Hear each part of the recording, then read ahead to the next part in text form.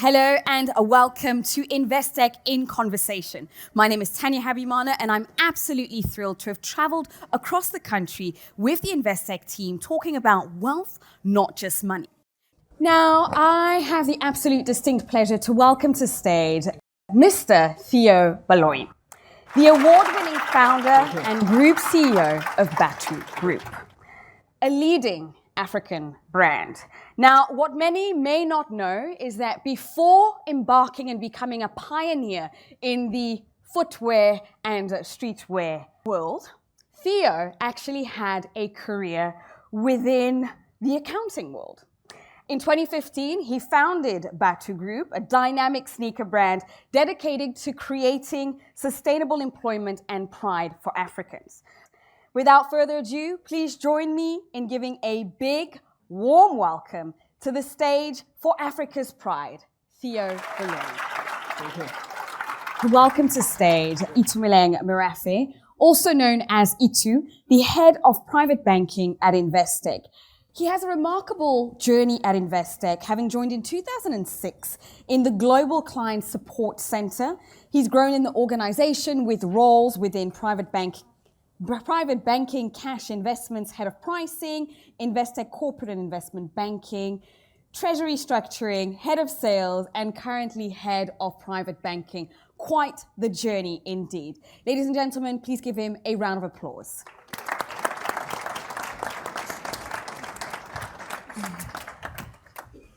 So Ito, I actually fumbled on my words in going through your career.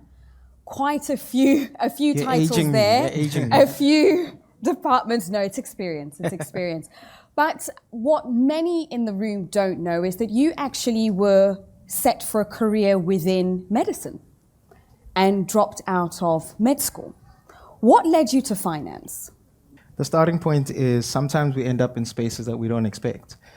So me ending up in med school was more parent pressure than it was passion and sort of intentionality. And so whilst being there, and we may have some of our clients here who are in the medical fraternity, I learned that it takes a special kind of human being, and I didn't have the emotional capacity. And so I understood at that point in time that I wasn't built for it. And so the lesson in that for me was around this idea of knowing yourself first, and that self-knowledge is key and takes precedent over everything, even the pressures of those around you. And so I had to make the right decision for me. Coming into finance for me was a little bit of serendipity. So, I think sometimes when you're younger and you're thinking about your life and your career, you think about it like you have to have it planned out. You have to know your next move, which is going to lead to that move and the following. For me at that point in time, what I realized was I needed to build on something. And I need to think about the things that I enjoy and that I'm good at and find an environment that challenged me, that stretched me, that had cultures and values that resonated with me, and that I worked with people that I respected and that respected me. And that's how I find myself in this organization. So unfortunately, or maybe fortunately, it wasn't this beautifully planned out step-by-step thing. It was this thing of iterative, re-engaging, learning, unlearning, and relearning. Did you ever feel like you made a wrong turn? Often what's interesting is in the moment, whilst you're making these decisions, if you think about it, right? You go to med school, you spend 3 years trying to do medicine, you drop out, you end up working in a client support center, and you're watching your friends becoming CAs, becoming doctors, and you're on the phones, right? So in that moment, it's pretty tough. You realize that you've impacted your parents' at dinner table conversations, right? So they were saying to their friends, yes, my son's becoming a doctor. and now it's different, right? The conversation has shifted on you. And so there's this element of, have I let people down? The crazy thing about it is life is this incredible, incredible journey of never-ending discoveries. And so yes, in the moment it felt tough. It felt like I've made the wrong call and I've let people down. The thing that kept me going though is I knew when I made the call that was the right thing for me. Yeah, and I think it's quite powerful what you're saying, especially when we're in the beginning of our journey. It can feel like every decision will dramatically change the outcome of our life. I know that's how I felt in my career. It's like, okay, what am I going to study? It's like, which job am I going to take? If I take this, then it's going in one direction. So how do you keep yourself sort of like grounded? Like, how do you make sure that you have a consistent line going forward? So I have to say this, and this might be disappointing for people to hear. Very few decisions that you're ever going to make are that impactful. Very few decisions you're ever going to make are binary. Very few things are such that once I've decided this thing, I've set a course of events forever that leads me down a track. It's like when you study something. What really it tells us when you've studied something is that you've got the ability to take in information, interrogate it, synthesize it, and apply it. It doesn't by any means mean that's the thing, the only particular thing you're good at. So most skills are transferable. Right? So my starting point would be that to understand, especially early on in your career, very few of the decisions you're ever going to take are forever binary. The one thing I will say, though, is once you've taken a decision, be present in it. Right? You have to be an active participant in the development of your own career and the development of your own life. That is the most important thing. And I think if you do that, what you'll realize is you may make a decision at a point have to pivot. And as scary as a pivot is, if at the point you made the decision, you took all the information you had and made the best possible decision with the information you had, you were present and committed, what you're actually building is a muscle for excellence. Because excellence is the ability to do even the small things incredibly well all the time. When you get that right, when you need to switch and pivot, it's not that scary. Yeah, indeed. And Theo, you refer to yourself as being a crazy man at some point in your journey. And I'm sure that it must have felt quite scary, I can assume, transitioning from being at PwC, from this thriving career to taking a leap of entrepreneurship. And this is one of the questions that has come up quite a bit in our Q&As, as well as the questions that have come through online is, what gave you the courage to do that? Good question. Actually, when I think about it now and that decision and that leap of faith, I'm only scared now. It's weird. You know the saying that says ignorance is bliss? When you don't consider a lot of things, when you don't have this basket or a pool of things to consider and that end up scaring you and you end up not making the decision, right?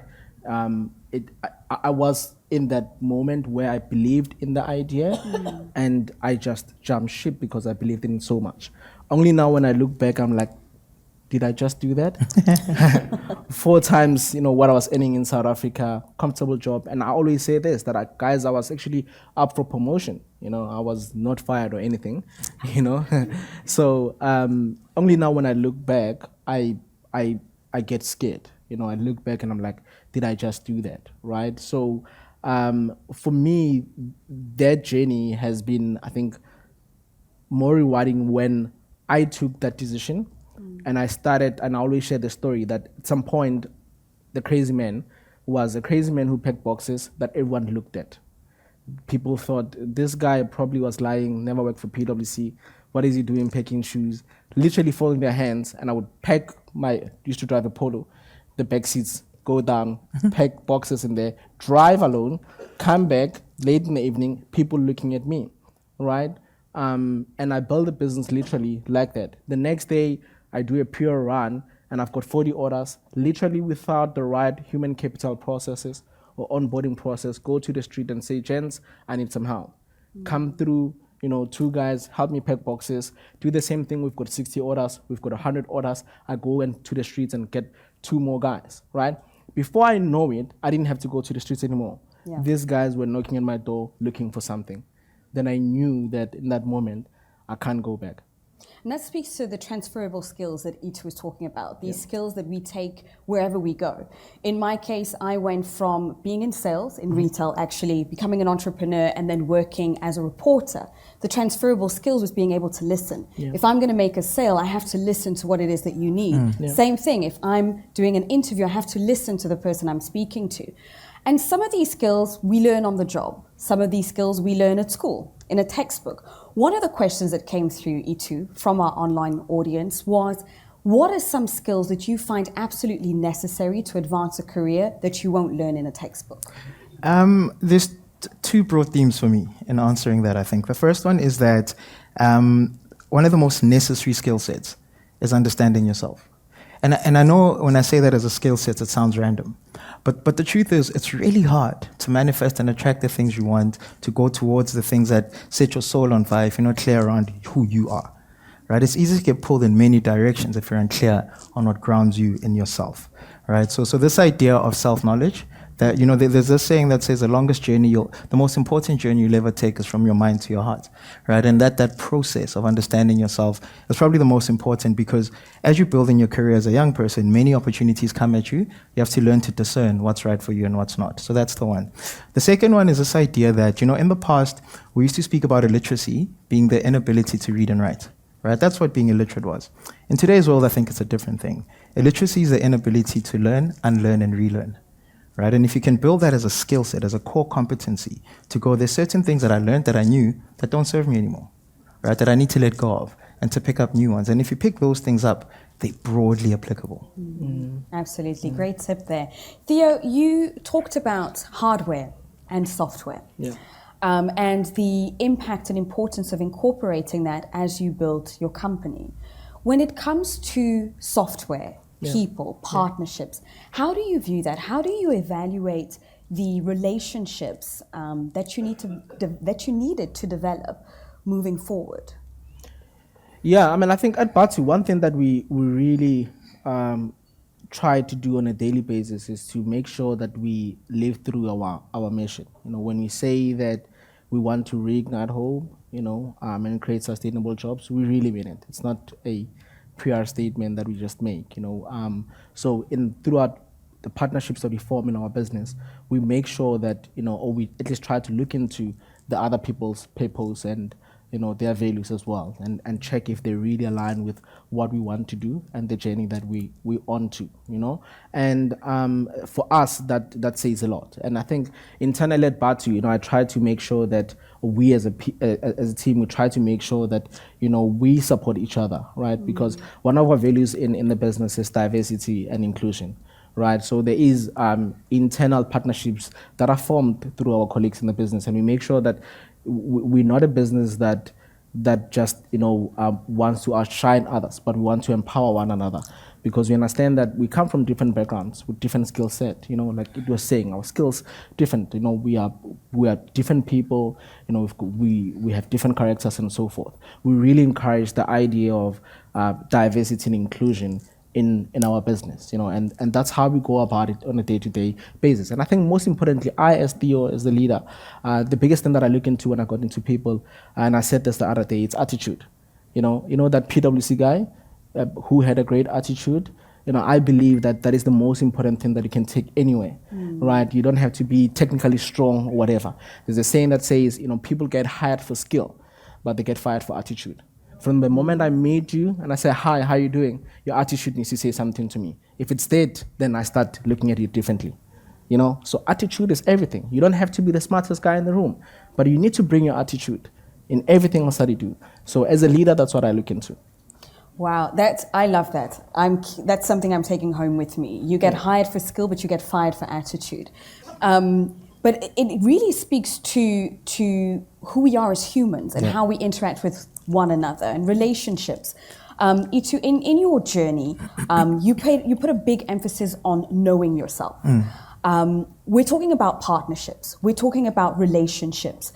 What does that look like in a corporate setting? And I'm particularly thinking of career advancement and how we can work together. We hear these terms: coaching, mentoring, sponsorship. How do you look at it? Yeah, so I think sometimes we use those words interchangeably, but to me, coaching, mentorship, and sponsorship are different things. And maybe if I can just describe a little bit of sort of what they mean to me. So mentorship for me is building a relationship with people that there's deep trust, who are people that have walked the journey ahead of you. And so at different points in your life, when there's decisions to be made, when you need a sounding board and you need to bounce something off someone, those are the people you go to. This idea of smart people learn from their mistakes, but truly wise people also learn from mistakes of others, so they don't have to make them first. Right, so a mentor can help you with that kind of thing. So for me, that's critical, and they become lifelong relationships. Having said that, it's also important to have peer mentorship. I've been blessed enough to ensure that the people I've surrounded myself with are people that we can create positive peer pressure for one another and help push each other to more. Theo spoke about his risk assessment and cutting people off. Another way of thinking about that is, there's this view that if you show me the 5 people you spend most of your time with, I can tell you who you are. right? Because you're the average of the people you spend most of your time with. So you need to be thinking really clearly around what that is. So mentorship is that, right? Coaching for me is quite specific. So coaching is at different points in your career, you'll need to step up. You'll get a promotion, a new role that requires new types of skills. And a coach is someone that you bring into your life for very targeted things, right? It's time bound, it's very specific around a skill set. They help you develop that skill and you go off and go and implement it. And then, one of the most powerful ones that I don't think is well understood is sponsorship. And sponsorship is a game changer. Sponsorship is when your name's brought up in a room and you're not in that room, who takes up space for you? Who speaks on your name when you're not around, right? The reason sponsorship is so powerful is that typically it's someone who's willing to put their brand, their name, their reputation behind you, right? Because they believe that you can step into it. Now, all of us have heard this thing around you must network, right? Network, build networks, blah. That's all important and all of that. But before you do any of that, you must get to work, right? Like you have to be very good at the thing that you do. No one's going to sponsor you because you're cool. People will sponsor you, though, because you can execute, right? Theo read his quote around the work, right? I'll say this in closing this answer is that my strong view is that hard work beats talent when talent doesn't work hard. There's absolutely nothing you can do to replace the work. And that really speaks to reputational risk. Absolutely. One of my mentors, who's in the financial and investment space, often says that cash is the cheapest form of investment that you can get. 100%. The most expensive form of investment is actually reputation, when someone speaks on your behalf and is willing to say, back this person. Correct. So, keeping on the theme of reputation, Theo, we saw your slide with the accolades and the awards. Has there ever been a moment where you felt like an imposter? Sure. Maybe Id wants to take that. Look, man, I think, like I said in my closing, that the journey is not easy. We go through unfavorable times or unfavorable periods, But I believe that, it's all about, punching above the weight. And to answer your question, yes, I'm a human being.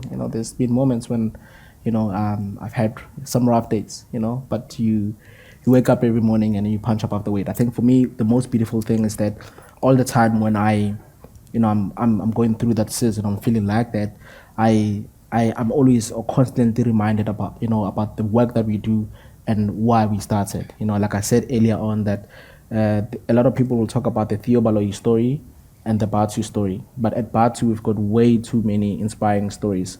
I'm talking people that have started off as store casuals and went on to be regional managers. People who went on from getting their undergrad down their postgrad. People who have built homes for their parents and so forth. And oftentimes that is a constant reminder of why we started. And if I'm going to let the noise or the outside world make me feel some type of way, all of these people are at the risk of, losing everything else that they've worked hard for, right? So I'm constantly reminded, by that. And that is why I love what I do. And that is why maybe I got a promotion at work, So because I try to, really be there for people and, and do it because it's my purpose and it's my calling, So whenever I go through those moments, I'm constantly reminded by, what we've built, collectively. So I'm blessed in that in regard that whenever I go through that, I always go back to, why I started this, and why we do what we do. Yeah, and the reason I ask is because you really started with your hands in the ground. Yeah. And I see Itu shaking his head for the little story. I happen to have caught a conversation between the two of them, completely serendipitous, where they were talking about the fact that Itu had purchased shoes from Theo many years ago, I think 2016, I think that was the year. I think you can tell the story. So it was interesting. So what happened was, a few years ago, at Investec we believe in partnerships, and so the Batu story obviously is incredible. Theo is a phenomenal entrepreneur, and so we're looking to build partnership. And I went to his offices to meet with him and to see how we can work together and how Investec and Batu can work together, and how we can support him in what he's building. And we had a fascinating meeting. I learned a lot about the business. I met a bunch of the team. Really, really good meeting. And we decided, you know, let's stay in contact and let's build on this. And as we're exchanging numbers, Theo kind of went, Joe, I have your number. And I was like, that's weird, stalker guy. Like, why'd you have my number? That's really strange. But actually what had happened was, and I didn't realize this, but a few years prior, probably 2016, those mesh sneakers, I used to be a Happy Socks guy, so I love the mesh sneakers. And someone said to me, yo, you love sneakers, you buy a lot of sneakers as a South African brand, we got to support local. You send a WhatsApp and they'll come through and deliver. So I was like, okay, I mean, I'll try it. So I sent the WhatsApp, but I was like, no one's going to come. Like, I'm sending a random WhatsApp. This is a Ponzi scheme. I don't know what's going on. But like clockwork, the next day, a dude arrived at my apartment in a polo, took out 2 boxes. I bought a pair for myself and my wife, took out 2 boxes. We did the transaction, paid, brilliant service, and he left.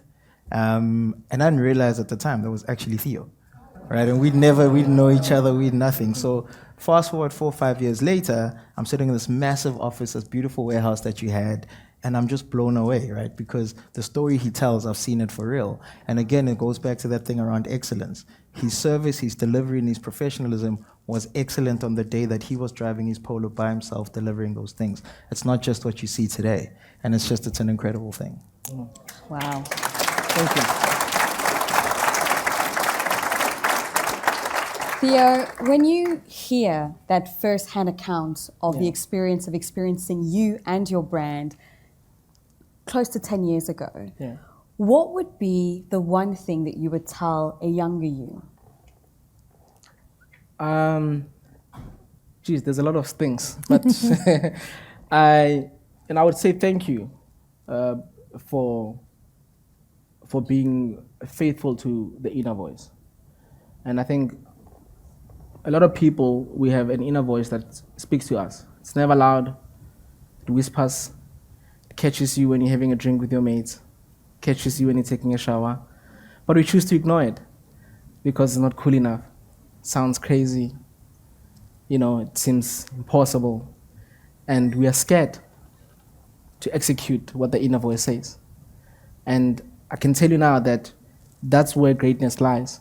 Because that inner voice will never lead you astray, will never lie to you. That voice that whispers, that's the one. So to the younger Theo, thank you for listening to the voice. Yes.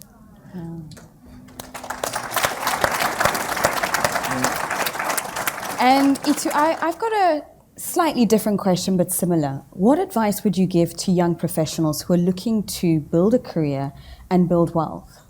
I guess the starting point is that you have to understand, given the point in your career that you're at, what your leverage is, right? So often when you're starting out in your career, you may not come from money, you may not have lots of experience, but your leverage is time. Often you have fewer responsibilities, may not have kids, all of that. So how do you use it, right? So I remember when I started my career, I used to think that's the one thing I have is my time, right? And so again, similar risk assessment. I remember sitting back and thinking, okay, so there's a lot of people, I dropped out of school, blah, blah, blah. There's a lot of people who feel like they're ahead of me, right? But what I think I have is time. And I used to think to myself, man, every week, other young professionals take 2 days off, 2 full days off, because it's Saturday and Sunday, right? They just take the time. I don't know what they're doing. They're chilling out, whatever. I have time. How am I going to use that time, right? So I intentionally spent close on 2 years where I was like, on weekends, I'm going to invest in myself.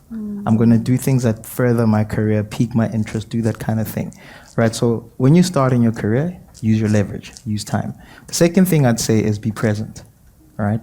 So I think often we spend so much time thinking ahead. What am I going to be doing in 5 years? How do I get over there? What's that person doing? What's over there? And it's a lot harder today because we live in a world where people have photoshopped their lives on Instagram and we think that's real life, right? So you keep looking ahead. One of the superpowers you can have when you've got time is presence. Right, so pay attention to where you are right now. Be the best at the thing you're doing right now. Because as I've said, that thing around being really good, being excellent, is around the ability to keep repeatedly doing things incredibly well. And so if you take those two things together, you take the time that you have and you use that time to be present in your life right now and build transferable skills. It's an incredible and powerful force. Yeah. Wow. Theo, you've talked about the importance for you of paying it forward, of leaving a legacy, very ambitious goals. When you look to an audience such as this that are looking to become the next Theo Baloyi, What do you think is the most important thing that they could do today? Yeah, and I think I share the same sentiments as Itu. That the most, I think, valuable thing that you have now is time, and you need to really choose how you use that time and how you invest in yourself, right? And I always say this, that we are so concerned in this generation about who is the most popular influencer, who is the most famous person, who's the coolest person. People Photoshop their lives and on Instagram and so forth. But if you look back, and you look in the global community, and I think life in general, the most successful people and people that have really contributed greatly to society are people who have been of service. When you're of service, whether through your job or whatever that you do, your purpose, you will always contribute greatly and you will always be remembered. Have you ever been to a restaurant and the waiter is so amazing, but the coffee is horrible? The coffee or the food is so horrible, but there's just something about the ambience in that restaurant or the attitude of that waiter and the way you speak about. And maybe you want to talk about Manchester United with the waiter because you know that he's into football or whatever the case might be, But because the way they serve you, there's almost like a everlasting feeling that you take away from the conversation. And that's what happens when you are of service, right? 2 years, 5 years from now, no one will really remember who was the hottest influencer or the most popular influencer or the most famous person. You're always remembered for being of service. So I think that's where it starts. Ask yourself, how are you going to be of service? Okay. Yeah. How we can be of service, seizing opportunities, remaining true to ourselves, and being present. Looking at this present moment and the fact that we can sometimes be, you talked about it, the Instagram lifestyle. There's this temptation where there's so many different messages and we may not necessarily know in which direction we should be going, whether we should go to the left or to the right. What in those moments keeps you grounded? Yeah, one of the most important lessons I've learned throughout my career and the different changes I've had is we often are so stuck and committed to outcomes, right? So something's good because I got the outcome I wanted. Something's bad because I didn't get the outcome I wanted. And that creates this weird variability in emotion, right?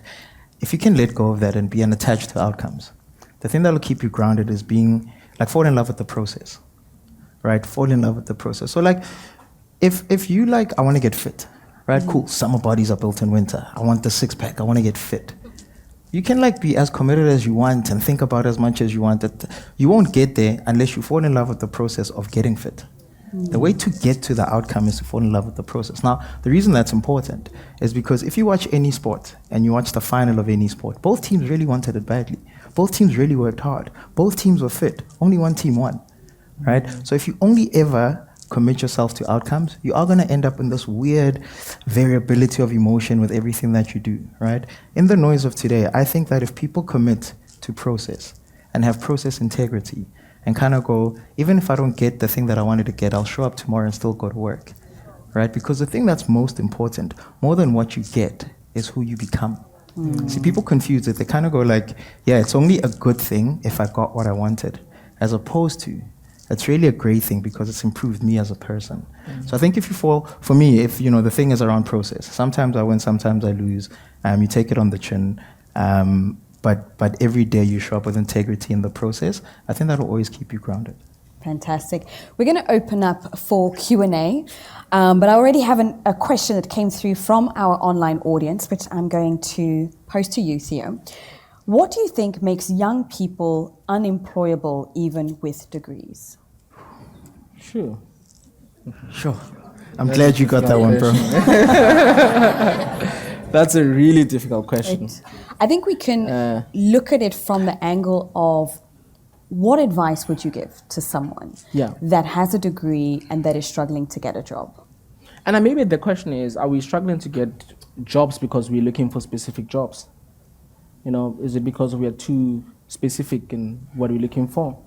Or are we, struggling because there ain't jobs, Because I almost get the sense that we as the youth sometimes, we too choosy with what is it that we want to do. Mainly because I studied, this is my field of study, and I want to be here, right? We're not willing to take a different route to get where you want to go. And I'll give an example, a scenario in my life, and people don't actually know this story. But when I was doing my undergrad in accounting sciences, I used to sell perfumes door to door in Alex. I was a guy who would go to school, varsity, come back, drop my books, right, and pick up another bag, perfume bag, and go door to door and sell perfumes. And how we started that business was we always wanted to, me and my friend, Andrew, my best mate at the time, we wanted to sell perfumes and just make money. But we didn't have the seed capital to start the business. We knew a guy, this was 2010, who lived in 2nd Avenue, who sold ties, pocket squares, and cufflinks. But he had a lot of stock. So we went to him, we're like, give us the stock on consignment. There was Gautrain at the time in Johannesburg. It was a new in thing. People were commuting using Gautrain. We took that. We went on to sell the ties and cufflinks at Gautrain station to professionals that were commuting using Gautrain. And we took the proceeds from that business and we started our perfume business, which became a huge success. But at the time, I was an accounting student. I could have, sat at home and went to see my family and my friends and say, I'm studying accounting, I want to be an accountant, and be too choosy about that and say, I'm only going to do this thing. But because I had passion for business, I equally sourced other opportunities. And if you meet me with a bag and I tell you that I'm studying accounting, you will probably think that I'm lying, because I was a student during the day, and then weekends and after school, I'm literally a guy who sells snacks and who hustles on the street. We are the same people. But I study accounting. I was not too choosy, and I didn't want to look a certain way. I was willing to give it a shot. And I think maybe that's where the question is. Yeah. Are we willing to give it a shot?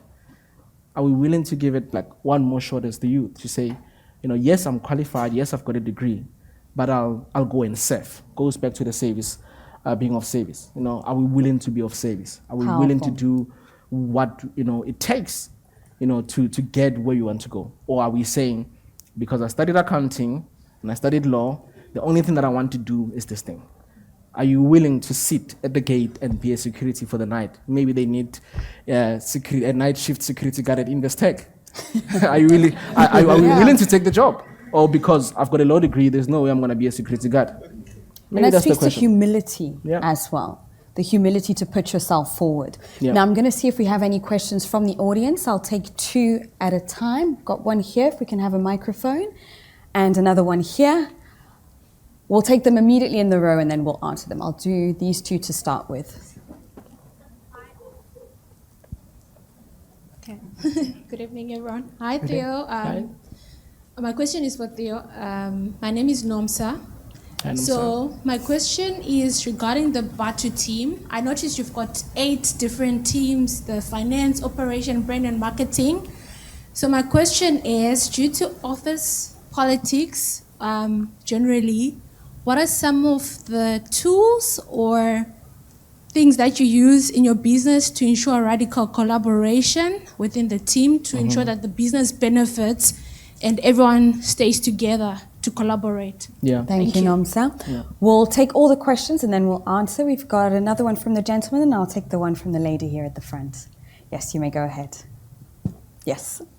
Hi, my name is Troy. First of all, thank you for this. I think it's been very informative and I think it's principles that we can apply to our everyday life, both professionally and personally. So I think my question is to anyone on the panel, which is, what core values do you think have sustained your growth throughout the years, both professionally and personally? Fantastic, thank you. Good evening, everyone. My name is Delphine. I have 2 questions, one for Theo and the other one for Itu. You speak about falling in love with the process and you sort of left school and started to what most people would consider as failure. What is the one thing that you think you struggled with, getting comfortable to get where you are now and look back and say, I'm glad I eventually fell in love with that specific thing to get where I am today? And for you, Theo, you took, I think, a journey that most of us as Africans aren't willing to take because wealth is considered in cash, in value, and now. What is the one thing do you think that is keeping the African continent behind in terms of creating value that we can look to and pride ourselves in? And what advice would you give, not just to the South African child, but Africa as a whole, to say, take pride in creating value, but make the sacrifice? Like, what is the one thing that you would ask them to sacrifice now that we can create an Africa that we're proud of, not just in monetary value, because we often look to the leaders to say, create what we want or what we desire. Thank you. Thank you. Fantastic. Thank you so much. We'll start with the question on radical collaboration. Yeah. So one of the things that we've done very well at Batu from inception was that, because the way we built our business, from the township to being the business that we are, I was very intentional in communicating it on a day-to-day basis that we might have come from the township, and we know that, in the township, there's that one general dealer that services the entire community. But as soon as the founder dies, the business also dies. It never becomes a Pepco. That one business that the Kumalos in the corner house who've got 100 taxis, that business never corporatized and scales to be an Uber business. And mainly because if you look at it, the way that those businesses are run is because there's no collaboration, across the model. It's only centered around one guy, and people don't want to give control and be inclusive and exercise diversity. So I was very intentional about, yes, we come from the township, but we're not going to be a township business.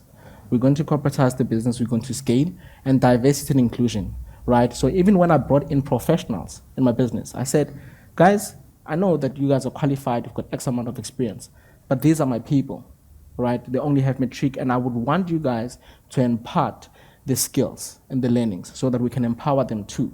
And that's where collaboration came in our business, and it has somewhat became a culture. And also a big benefit to us, because we're a retail business, right? Collaborating is almost mandatory, because when you open a store, you need the operations guy, to help you with building that store, to making sure the stock is there.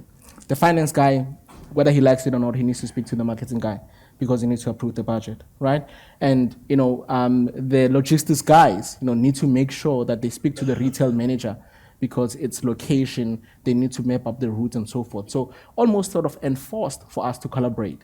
But I think the beauty of that collaboration, it's backed up by a great culture of saying, we really need to empower each other. Diversity and inclusion is a big thing in our business, and we need to respect each other. So that's how we've built that business. I remember even when we were in a small storage in Sunning Hill, I always used to tell my guys that, guys, we got in here, but to go to the next level, it's up to you guys. It's either we're going to make this thing work or we're going to ruin it. Yes, we're out of Alexander Township. We're just across the highway in Sunning Hill. But, it's from here, it's either we go back, right, to where we were, or we move forward. And moving forward, we will need to work together. So those were the ethos in our business and the culture. So everyone just worked together. I know due to the nature of the business, you are almost forced to work. There's no thing that I don't speak to that guy or I don't like that guy from marketing. You are in meetings with them every day, and then you need to make it work. So that's how we collaborate in our business and make sure that respect and that family values lives on. Yeah. Thank you. I'm going to keep the values question for the end. And Itu, I'd like you to answer the question on trusting the process, and which part of that was the hardest for you in your journey? Yeah, I mean, so many different parts have been really hard. I think the most difficult, probably one of the more difficult things, was breaking out of the cycle of doing what you think you're expected to do and doing what you really want and believe in without knowing what the outcome is, right? Like, you have no idea if it's going to work out, right? Like, so you're in school, you're studying a particular thing, and your parents asked you to do that because it felt safe. Like, it feels like the safe outcome, right? Like, in the moment where you're making that decision, where you're kind of going, I have to do this for me, I have to do what's right for me, and then you do that, right? And I sat at home for 8 months without a job, trying to find a job. And people are going to varsity every day, and you're sitting at home every day going, did I mess this up? what do I know actually? I'm 20 years old. My parents had given me a steer and I didn't do it. What is that about? So this idea of process integrity, I sit here today and I can say it, but there were many moments where I doubted it. Theo spoke about that inner voice, that point where you sit by yourself and you block out the noise and you go, but what do I really want? And sometimes it's as important to know what you don't want, even when you don't know what you do want. But being clear around what's the thing that's not for me. Yes. And as I work through life trying to find what is for me, I need to be clear with myself around what is not for me. And that helps you peel away and discern the thing that you want. It's incredibly scary. So that thing I said around my closest friends, and I said we give each other positive peer pressure, in those moments, the people you're surrounded with and your support structure becomes absolutely everything. Because those people sometimes hold you to the standard that they know you have, even when you don't see it. Right? You need people around you who see in you the best of you, even at the worst of times. And so for me, my support structure was super important, and my ability to zone out and kind of finding a way to block out the noise and listen to that inner voice and go, but I know that wasn't for me. I don't know what is for me, but I know that wasn't it. And I don't want to make it seem like, it's this thing that's just easy. It's an everyday struggle. It's incredibly difficult, but it's definitely worth it. Brilliant. Theo. Yeah. So I'll take, I think, the last bit of the question. So I believe that we as Africans, and I think I've said it somewhat in my talk as to why we do what we do, Africa is always at the receiving end of everything. The receiving end of the latest technology, the receiving end of the latest fashion trends, the receiving end of literally everything. And some of the things that we receive, towards the end of the value chain or the trend, they come from Africa. Really doesn't make sense, right? So I believe that it's about time, and that's why we do what we do, that Africa is one of the regions that has so much diversity, different cultures, rich in heritage. It's about time that we take that, and incorporate it into value chains, into ecosystems, into products and services that we can export to the rest of the globe. And it needs to start here. And that is why we are about to do what we do. We didn't go and look for something that is far-fetched. It's our story. The word Batu existed in this country for many, many years. And it's about time that we take that and tell that untold, South African story to the rest of the world. So I think we need to start doing that, being it public sector, private sector, corporate South Africa, impact entrepreneurs, tech guys. We really need to start looking into solving our problems, taking our own heritage, taking pride in who we are as a people, and exporting that to the rest of the world. Mm-hmm. All right. In closing, and I'm going to give you a bit of a challenge, I would like you to tell us in one word, and then give us a sentence to explain, what is the single value that has taken you to where you are in your career? I'll start with you, Itu. Integrity. And what I mean by that is be who you say you are. Because once you are who you say you are and people start trusting it, they'll believe you. Magical thing happens when people believe you. Fantastic. Theo. I'm not sure if I can say a sentence, but I think for me it's humility, and it's something that I learned from my parents, my community, Parkem, Alexandra. I come from an environment where you're not even taught. It lives in the community that you always need to humble yourself.